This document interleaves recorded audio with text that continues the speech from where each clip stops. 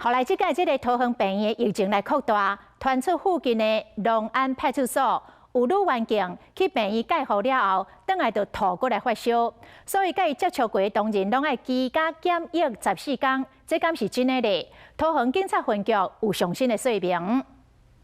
有一位同仁女警啊，她在19号那一天，这个身体有点喉咙有点痒，她自己有去做检查，有采检。 那采检她就是阴性，她并没有发烧，也没有呕吐的情形。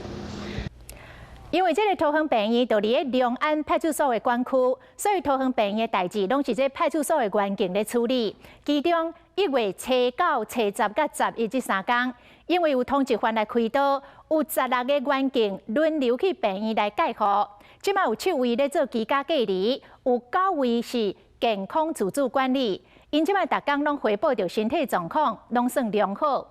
这个龙安派出所目前人力是真严，已经为其他的分局召调人力过来帮忙了。